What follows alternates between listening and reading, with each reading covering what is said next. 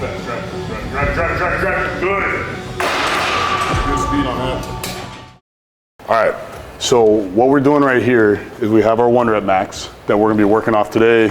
We have our training max, which is 90% of the 1 rep max. So this right here, you could make a good argument that what I'm about to say would no longer make sense because we're trying to work super maximal. But what we're gonna try to do today is we're gonna try to handle your 1 rep max for 3 reps per set, and we're gonna be doing clusters. We're gonna do 4 sets. So we're gonna do 12 reps at your concentric 1 rep max. Okay, I'm assuming you've never had a day in your life where you've done 12 reps at your 1 rep max, right?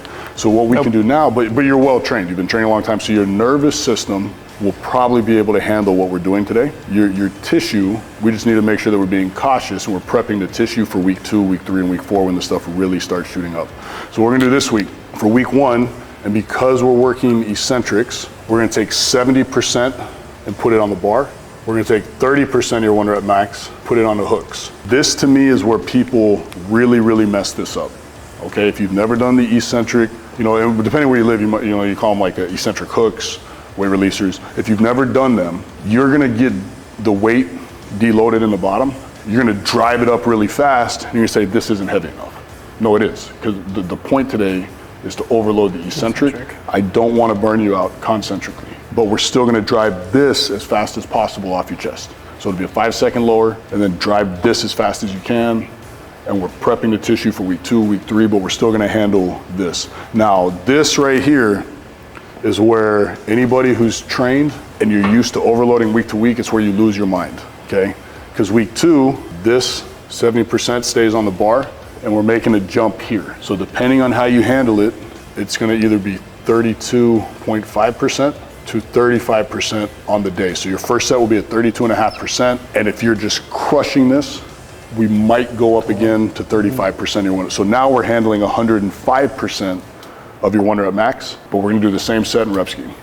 So we're gonna go clusters, 4 sets of 2 plus 2 plus 2, and then you'll see as we're doing this, the first rep has a weight releaser, and then we'll have 1 standard rep. And that'll look that way the whole way through, okay?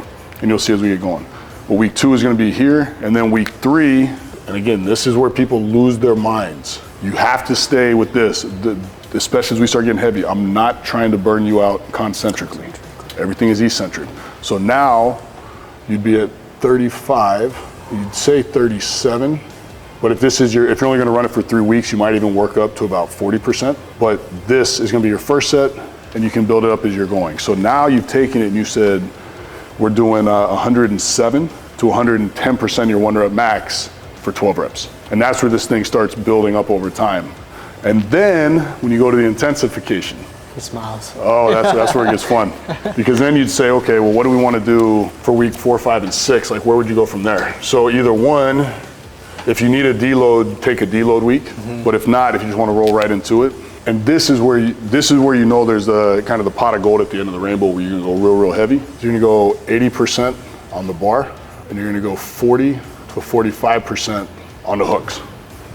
So now you're handling 120 to 125 of your 1 rep max, but we got to bring the volume way down. And so now we're going to do 5 sets of 1 plus 1, but each one is going to have a weight releaser.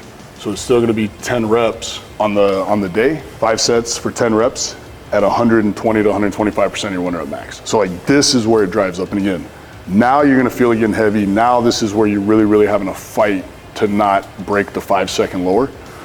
And then week 5, do the same thing, 80 on the bar, 45 to 47.5 on the hooks, 80 on the bar. We'll go to that 47, 50 on the hooks. So when it's all said and done, you're talking about going 130% of your 1 rep max for 10 reps. But we built that out over 6 weeks, and you can see how this would drive that bigger gap we talked about of your 1 rep max eccentric. So this is gonna drive a much bigger gap, and then you can pull the concentric capacities with it. Today we'll work off 328, and then again, this is the one where if I'm working with someone and I think they're embellishing their numbers. Now I'm gonna give you an everyday max. And the everyday max is, look, if you're coming in and you're someone who, you know, like me, you're waking up every day, you know, early in the morning, you work all day, you're up late with kids, practice, this and that, so you're just kind of always tired or busy or this or that. Let's work off an everyday max, which would be 90% of that, which you can see right here, 248 is way too low for this, unless I think you're lying about this, or what if this number is 600? And then we just need to save your nervous system a little bit, especially your body weight. You know, at 600, you'd be 3 times body weight on that. Matt, you're good, man. And again, like for this, again, way too low, but even if you had the flu, you could wake up and hit this. And I think, again, the most important concept, if you're on a 3-week or a 4-week card, at least having a training max that is lower than your 1 rep max. Underestimate by a lot, don't overestimate by a little.